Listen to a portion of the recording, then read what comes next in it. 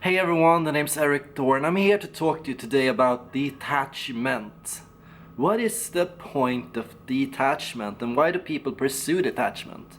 There are even large philosophies like Buddhist school, which advocates detachment from yourself, from your own body, kind of the practice of controlling your own thoughts and your mind and finding kind of inner harmony. And the argument is that in detachment we find greater insight. And I feel like a lot of existential types, introverted intuitives in particular, INFJs for example, pursue detachment. They want to go so deep inside they kind of lose track of themselves. Which is weird because the inside is also kind of perceived outside ourselves frequently. But there are even political schools that practice detachment. John Rawls formulated his own theory on how the world should be, what justice is, by asking everyone, each and every one of us, to detach from our own needs and to imagine we are going to be born into a society.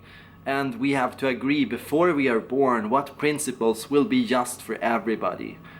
What if we all could decide what was just together before being born? What would we agree to? What would we say a just society looked like? Probably very different from today.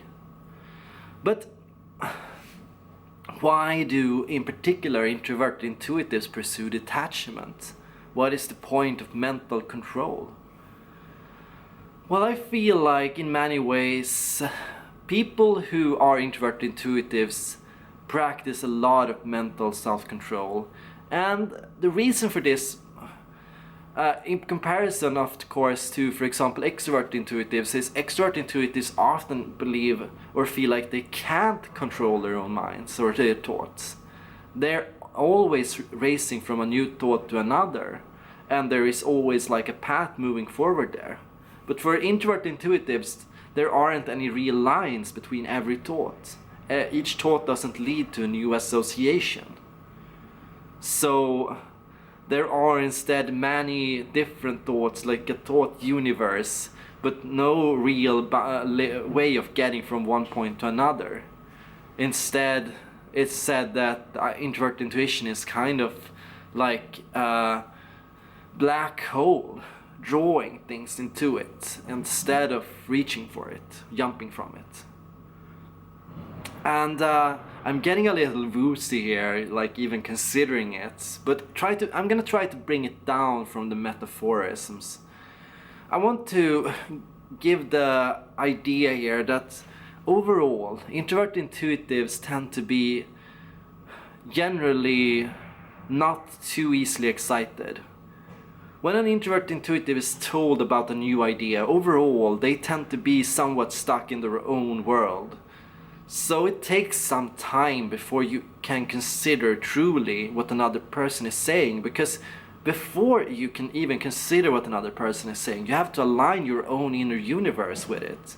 Like you have to move it. Like it's like for introvert intuition, it's about perspectives. It's about like shifting yourself to align with what is happening around you. And that can take a little time, a little longer time than it can take for an extrovert intuitive. And only after that can you begin to take in what another person is saying, only until you find a way to align your inner world with the world of the others, with the thoughts of the others. And overall, I find that introverted intuition is something that requires mental self-control, requires detachment to align. Because if you think too hard about something, and here's where extroverted sensing comes up, it can become obsessive.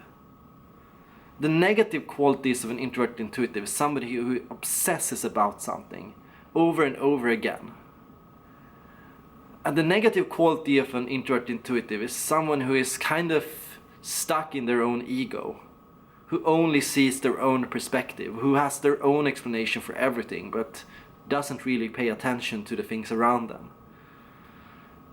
the negative thing with an introvert intuitive is kind of like losing touch with the world around you. And somehow detachment can help in this. Because detachment and mental self-control, being able to have control of your own thoughts and being able to kind of not think about anything, that is like what speeds up this alignment process. Because that means it happens unconsciously.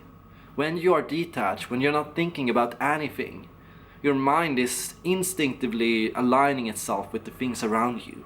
And that makes it so much easier to understand the things happening around you. It makes it easier to connect with others and to find kind of unconsciously synthesize what other people are saying.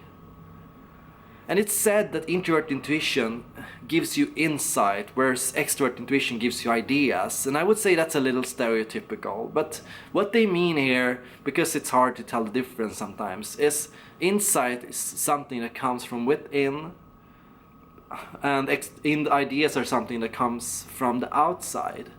And I don't think this is even close enough. To be honest, I want to get closer, deeper.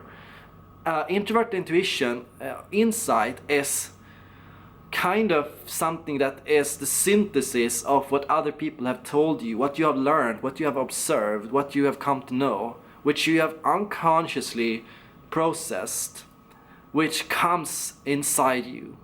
So as an introvert intuition, I think there is something that you require some kind of humility in this, because your own ideas, like if people compliment you on your ideas and how great you are at thinking, realize this. Often your ideas are based on the synthesis of what other people are saying. Perhaps an extrovert intuitive has given you a bunch of ideas or thoughts and associations, and you have just connected them, tied them together into one idea. And then you don't really deserve all the credit. Well, truth is, like, we should feel grateful for the ideas and the insight other people are always giving us. We might not listen at the moment, but we listen unconsciously. We absorb information. We don't listen the normal way.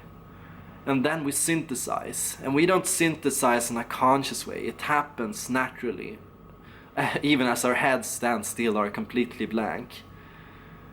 And so we are always being given things by other people, and it's important to remember this. You are being given something by everyone you meet. You are learning something from everyone you meet. You are given ideas from everyone you meet. So practice this gratitude for the things that other people are giving you. That's also a good way to avoid becoming too egoistical, like I'm the only one who can understand the world. No, that's not true. How do you relate to introvert intuition? What is it to you? I hope you enjoyed this video, and thank you all for watching.